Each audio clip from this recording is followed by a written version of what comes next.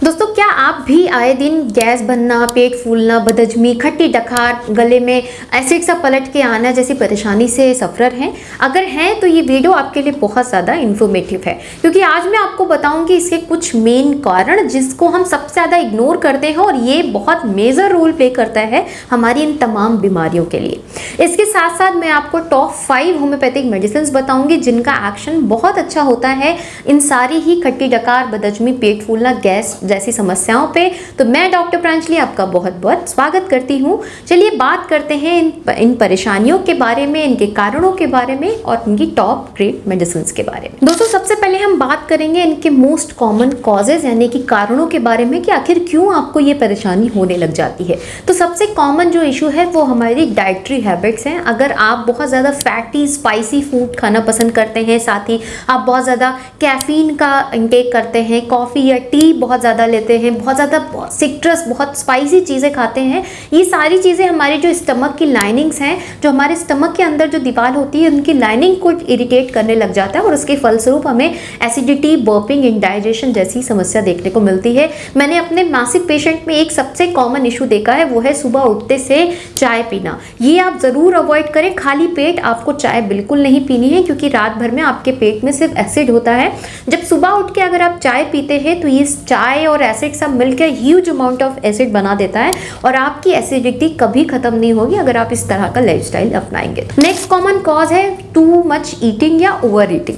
आप अगर बहुत ज़्यादा खाना खाते हैं या छोटी छोटी मील ही बहुत ज़्यादा बार लेते हैं, वो भी आपके डाइजेशन को गड़बड़ करने, डाइजेशन को पूरा करने के साथ साथ एसिड बनाने की टेंडेंसी, पेट फुलाना, गैस बनना, ये सारी चीज़ें करेगा अगर आप ज़्यादा या बहुत फ्रीक्वेंट मील लेते हैं। नेक्स्ट कॉज है दोस्तों फूड इंटॉलरेंसी या किसी सर्टेन चीज़ों को लेकर आपकी बॉडी में सेंसिटिविटी होना। बहुत बार ये देखा गया है कि कुछ हम ऐसा खाते हैं जिससे हमारा शरीर सेंसिटिव है और उसके बाद हमें परेशानी देखने को मिलने लग जाते हैं। जैसे लैक्टोज इंटॉलरेंस हो गया, आपने दूध लिया, दूध से बनी हुई सामग्रियाँ लिया, उसके बाद आपको इस तरह की इशू देखने को मिलने लग गए। या फिर आप कुछ ऐसे पल्सेस खाते हैं, जैसे आपने चने की दाल खा ली या फिर आपने सिंगल चना खा लिया या फिर आपने मटर खाई, ये सारी चीज़ें खाने से भी आपको दिक्कत होती है। और अगर आप इनका सेवन आए दिन करते हैं तो आपका डाइजेशन अगेन बहुत ज़्यादा कमज़ोर हो जाता है और आपको ये सारी चीज़ें दिन भर बनी ही रहती हैं। नेक्स्ट कॉमन कॉजेज में से है GERD, जिसे गैस्ट्रोइसोफेजियल रिफ्लक्स डिसऑर्डर बोलते हैं। इन कंडीशन में क्या होता है कि आपकी बॉडी में जो स्टमक के अंदर स्टमक में एसिड है,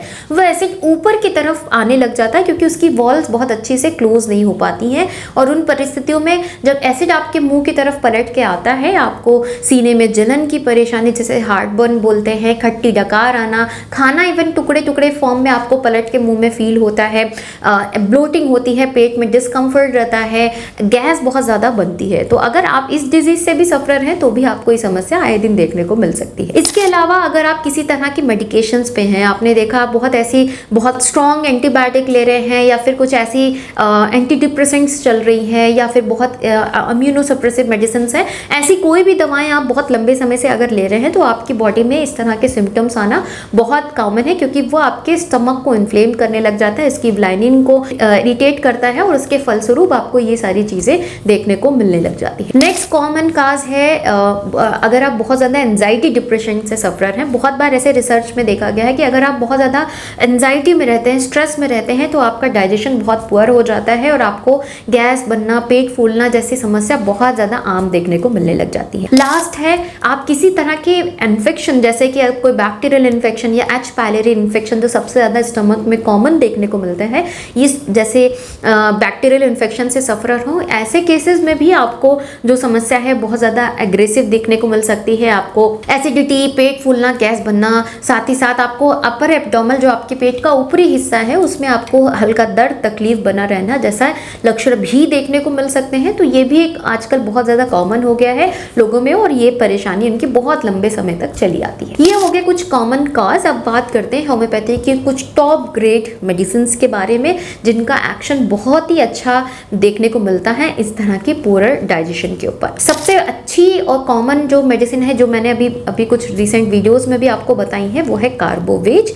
कार्बोवेज एक बहुत ही अच्छी मेडिसिन है पुअर डाइजेशन के लिए। अगर आपको पेट फूलना, जो आपके पेट के ऊपरी हिस्से में अगर आपको बहुत ज़्यादा भारीपन, पेट फूलने लगता है और आपको बहुत डकार आती है, और इवन डकार आने से आपको थोड़ा रिलीफ भी मिलता हो, थोड़ा आराम मिलता हो, आपका नॉर्मल खाना भी अगर आप खा रहे हैं वो भी अगर नहीं पचता, तो आपको कार्बोवेज की 200 पोटेंसी का प्रयोग करना चाहिए। 4 बूंद सुबह में लें, 4 बूंद शाम में लें। 1 चम्मच पानी में डाल के ले सकते हैं या डायरेक्ट ज़बान पे ले सकते हैं। ये आपके डाइजेशन को तो अच्छा करेगी ही, साथ में आप में जो ये वीक टेंडेंसी है कि थोड़ा लाइट फूड भी खाना आपके बॉडी टॉलरेट नहीं कर पाता, इसको भी अच्छा करने में आपके लिए हेल्पफुल होगी। नेक्स्ट जो मेडिसिन है वो है नक्स वोमिका। बहुत अच्छी काम करती है। अगर आपने बहुत ज़्यादा गरिष्ठ भोजन किया है, बहुत ज़्यादा आपने स्पाइसी फूड खाया है, और या आपको जब भी परेशानी तभी बढ़ती है जब आप कुछ ऐसा बाहर का खाना खा लें या बहुत ज़्यादा फैटी और स्पाइसी फूड खाएं, उसके बाद आपको ये परेशानी देखने को मिलने लग जाती हो,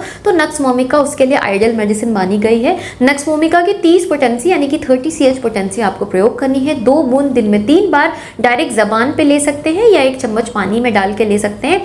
ये आपका डाइजेशन भी अच्छा करेगा, कॉन्स्टिपेशन भी नहीं होने देगा। आप जो ये ओवर ईटिंग की वजह से जो आपको कॉम्प्लिकेशंस आई हैं इसको भी अच्छा करेगा। साथ ही साथ ये और उन लोगों को बहुत अच्छी सूट करती है जिनका लाइफस्टाइल बहुत ज़्यादा सेडेंट्री है, यानी कि बैठने का काम जिनका ज़्यादा होता है, उनमें ये दवा और भी बहुत ज़्यादा अच्छी काम करती है। अगर आप बहुत ज़्यादा लंबे समय से सफ़रर हैं तो आप कम से कम 1 महीने इसका सेवन करें।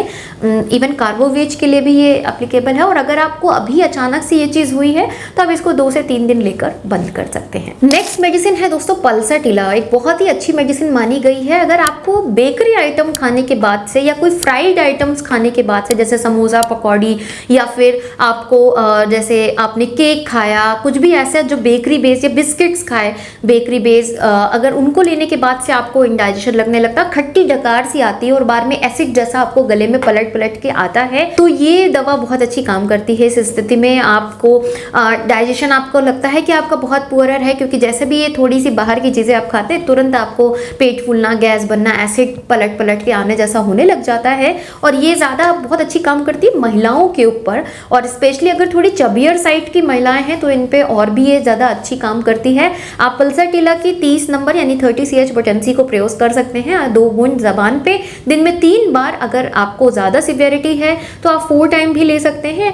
अगर अचानक से ये परेशानी हुई है तो 2-3 दिन तक लेके बंद कर सकते हैं। और अगर आप इस परेशानी से बहुत ज़्यादा लंबे समय से सफ़रर हैं तो आप इसको कम से कम 1 महीने प्रयोग करें। ये आपकी क्रॉनिक एसिडिटी टेंडेंसी को भी खत्म करने में हेल्पफुल होगा। नेक्स्ट मेडिसिन है lycopodium. One of the top medicine जो मैंने अभी बताई है इनमें आती है। जो अगर आपको गैस बनना, स्पेशली ये दवा पुरुषों में बहुत अच्छी काम करती है। अगर आपको पेट में नीचे के हिस्से में अगर बहुत ज़्यादा पेट फूलना, भारीपन लगता है, और स्पेशली आफ्टरनून से लेकर शाम के वक्त आपको जो है परेशानी ज़्यादा बढ़ी सी लगती है, खाना खाने के बाद थोड़ा सा ही खाया, बिल्कुल लगता पेट बिल्कुल फूल गया है, एकदम पेट में जगह नहीं है, गैस भर गई है, और तो लाइकोपोडियम उन लोगों में बहुत अच्छी काम करती है। लाइकोपोडियम की आप 200 पोटेंसी को 2 बूंद सुबह में, 2 बूंद शाम में लें।